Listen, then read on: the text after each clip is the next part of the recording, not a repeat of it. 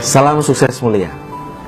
Terima kasih dan apresiasi kami sekaligus ucapan selamat dari kami untuk Bapak dan Ibu serta saudara sekalian yang telah melaksanakan tes TIFIN. Tes TIFIN ini adalah langkah awal bagi Bapak dan Ibu serta saudara sekalian untuk mengenali diri, sekaligus juga berarti mengenali potensi terbaik dan nantinya juga sebagai sarana untuk mendapatkan prestasi terbaik dalam kehidupan terbaik Bapak dan Ibu sekalian. Kita akan membahas lebih dalam tentang apa itu TIFIN dan bagaimana TIFIN bisa membantu Bapak dan Ibu serta saudara sekalian untuk mendapatkan kehidupan terbaik tersebut. Nah, saya akan menjelaskan dua prinsip dasar sebagai dasar utama Bapak dan Ibu sekalian ketika nanti akan mendapatkan pemahaman yang lebih mendalam kaitannya tentang TIFIN. Prinsip yang pertama adalah bahwa TIFIN menganut kecerdasan tunggal. Kemudian prinsip yang kedua adalah saya akan menjelaskan hubungan antara fenotip dengan genetik serta pengaruh lingkungan. Yang pertama adalah prinsip TIFIN sebagai penganut aliran kecerdasan tunggal. Kecerdasan tunggal menjelaskan bahwa pada dasarnya pada diri seseorang, pada diri manusia ada kecerdasan dominan yang mempengaruhi kecerdasan yang lain. Sehingga di sini sebagai prinsip utama yang harus kita pegang terlebih dahulu, bahwa setiap manusia pada dasarnya memiliki semua elemen yang disebutkan dalam TIFIN. Sebagaimana mungkin Bapak dan Ibu sekalian sudah mendapat penjelasan bahwa TIFIN terdiri dari sensing, thinking, intuiting, feeling, dan insting. Sehingga dengan prinsip kecerdasan tunggal ini, misalnya saya dinyatakan sebagai orang thinking, maka otomatis di saat yang sama sensing, intuiting, feeling, dan insting saya juga ada pada diri saya.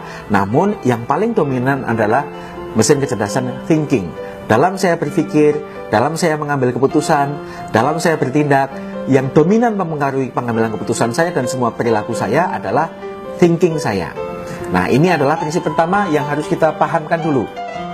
Selanjutnya kita akan membahas prinsip yang kedua yang berkaitan dengan fenotip, genetik, dan hubungannya dengan aspek lingkungan.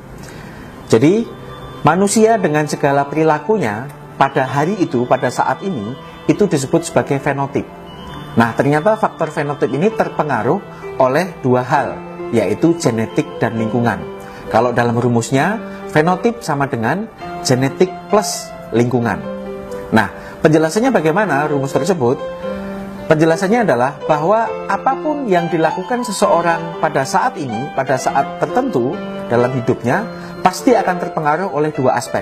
Yang pertama adalah aspek genetik, dan yang kedua adalah aspek lingkungan, di mana aspek lingkungan ini adalah semua hal di luar dirinya.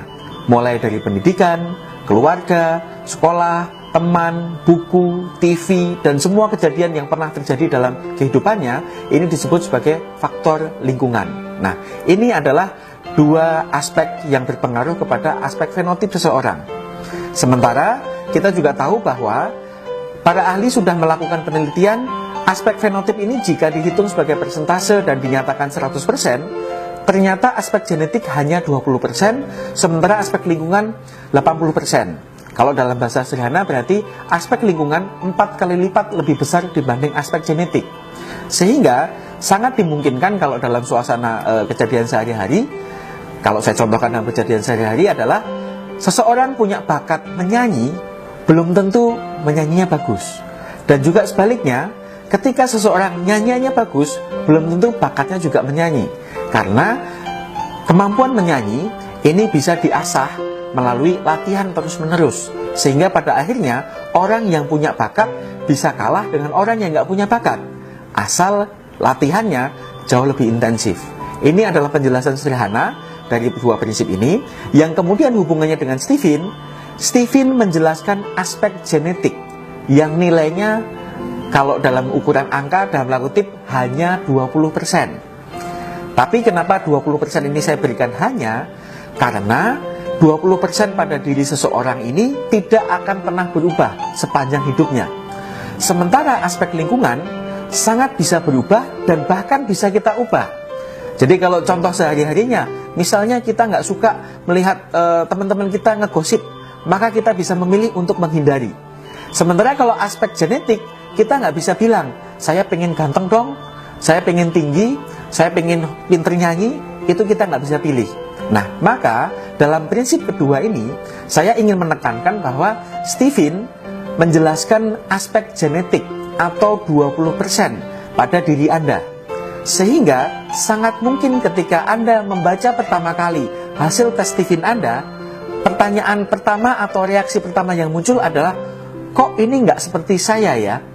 Karena justru Stephen mengenali aspek terdalam, aspek genetik yang boleh jadi pada diri seseorang sudah tertutup, sudah terkaburkan oleh pengaruh-pengaruh lingkungan, yang pada diri seseorang tentunya pengaruhnya akan jauh lebih besar. Setelah saya menjelaskan tentang dua prinsip dasar tersebut, selanjutnya saya akan memberikan penjelasan lebih mendalam tentang apa yang sudah diterima oleh Bapak dan Ibu sekalian yang tercantum dalam sertifikat tes Stephen. Dalam bahasa kami disebutnya sebagai personality genetic. Nah, apa itu personality genetic dan bagaimana penjelasan dari masing-masing personality genetic akan saya jelaskan satu persatu. Sebelum saya menjelaskan tentang masing-masing personality genetic, pastikan Bapak dan Ibu sekalian sudah membaca dan saat ini juga memegang sertifikat penjelasan hasil tes Stephen untuk memudahkan kita nanti dalam memahami prinsip-prinsip dasar poin-poin yang sudah disampaikan dalam sertifikat tersebut. Personality genetic feeling introvert. Anda dinyatakan sebagai tipe feeling introvert jika belahan otak yang dominan adalah limbik kanan dan lapisan otak yang lebih aktif adalah sebelah dalam. Anda mengandalkan perasaan Anda ketika Anda mengambil keputusan, sehingga dalam keseharian Anda cenderung mempertimbangkan perasaan orang lain. Kalau dalam bahasa sehari-hari mungkin ada yang bilang ragu, kemudian nggak enakan. Itu adalah keseharian Anda. Hubungan dengan prinsip yang sudah disampaikan di awal tadi adalah bahwa hal-hal ini jangan dijadikan sebagai hambatan. Jadikan prinsip Anda yang Anda mengandalkan perasaan Anda ketika mengambil keputusan justru menjadi pembeda Anda, karakter kuat Anda dibandingkan personality genetik yang lain. Artinya, Anda misalnya sebagai seorang pemimpin, Anda termasuk pemimpin yang dicintai oleh timnya, oleh bawahannya, karena Anda mampu memahami perasaan mereka dengan baik. Kaitan dengan hal tersebut, karena Anda dominan pada aspek perasaan, maka Tuhan pun menganugerahkan kemampuan mendengar yang sangat baik. Sehingga kemudian cara belajar Anda berkaitan juga dengan pendengaran Anda. Anda lebih suka jika mendengar dalam belajar, relatif tidak suka membaca ataupun menskemakan, tapi Anda lebih menikmati mendengar. Sehingga bisa gunakan perlengkapan-perlengkapan audio yang saat ini sudah banyak ya. Contohnya pemutar MP3, audiobook, kemudian ceramah-ceramah yang Anda rekam di handphone. Itu adalah cara yang efektif bagi Anda untuk lebih mudah mempelajari satu hal. Sementara cara memotivasi diri Anda adalah Anda perlu menemukan mood atau semangat atau gairah yang sangat besar ketika Anda ingin mempelajari sesuatu. Contohnya, kalau misalnya seorang feeling introvert ingin jadi juara kelas, maka boleh jadi dia akan sangat termotivasi jika dia ingin dipuji oleh orang tuanya, atau dia ingin terkenal, atau ingin menarik perhatian dari gebetannya yang ada di kelas tersebut. Itu adalah contoh bagaimana seorang feeling introvert supaya muncul motivasi dirinya. Sehingga Anda tidak perlu berkecil hati.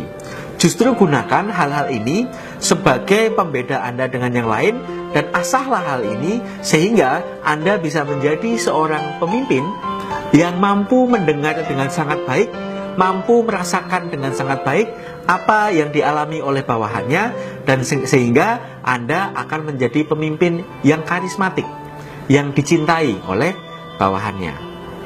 4 hal yang bisa dijadikan panduan oleh Anda ketika Anda ingin mendapatkan kenyamanan ataupun prestasi terbaik dalam kehidupan Anda, yang kalau di dalam sertifikat bahasanya adalah 4 kata kunci. 4 kata kunci untuk feeling introvert adalah merasakan, pernafasan, memimpin, dan dicintai. Penjelasannya adalah bahwa Anda sebagai orang feeling introvert Anda cenderung lebih mudah merasakan apa yang juga dirasakan oleh orang-orang di sekeliling Anda.